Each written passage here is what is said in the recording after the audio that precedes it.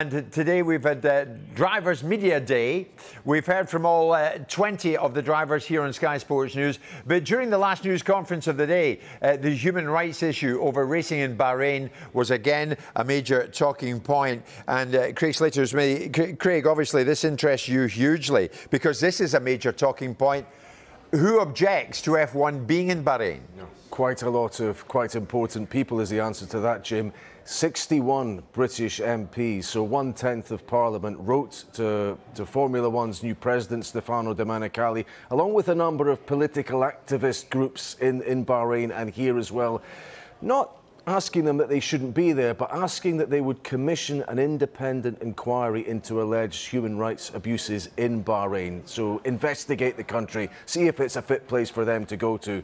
In reply, and this has only come via the human rights activist group, I haven't confirmed that these are verbatim quotes from Stefano Domenicali themselves, but according to this human rights group, he has replied by saying this is not something F1 can undertake. He said Formula One is not a cross-border investigatory organisation. Unlike governments and other bodies, we are not able to undertake the actions you request, and it would not be appropriate for us to pretend we can.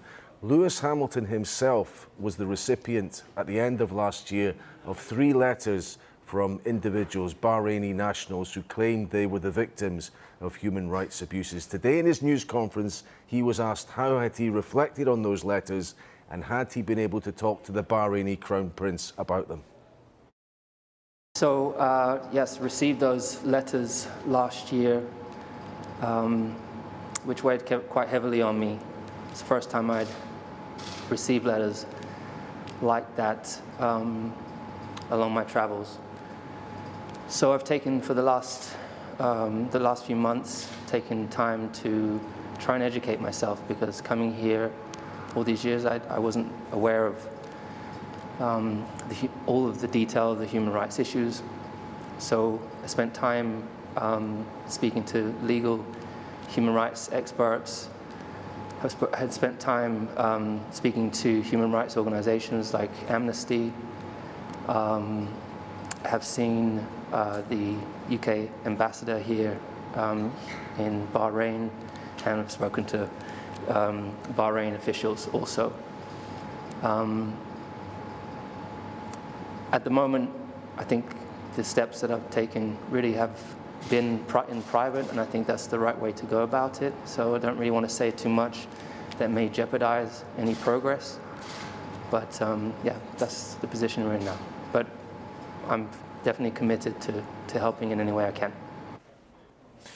So that was Lewis Hamilton's take on it. I mean, Craig, you've, in your time covering F1, you've covered about 6 or 7 races, I would have thought, in Bahrain by now. What's your take on all of this? Yes, and test sessions as well. This country's been staging F1 for 20 years. Well, it's a complex society, Jim.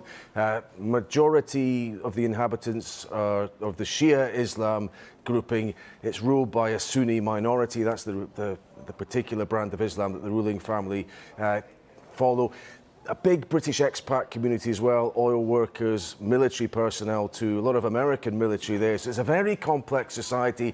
I've been there, found it very peaceful. I've actually witnessed peaceful and authorised public protests being undertaken, watched over by the police. On a personal note, I've never been stopped from going anywhere or been forbidden from approaching any particular individuals either.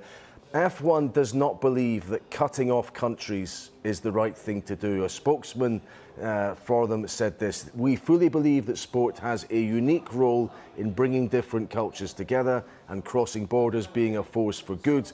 We believe that shutting countries off from sport is not the right approach, and engagement is far better than isolation," which is, in a sense, what Lewis Hamilton was alluding there. And I understand he is making moves behind the scenes to explore the various issues we've talked about. Just finally, from Lewis Hamilton, he has also said he will continue to take a knee in advance of Grand Prix this year. He understands why others have chosen not to, but he thinks people watching that at home, it could be the starting point for what he calls uncomfortable but important conversations.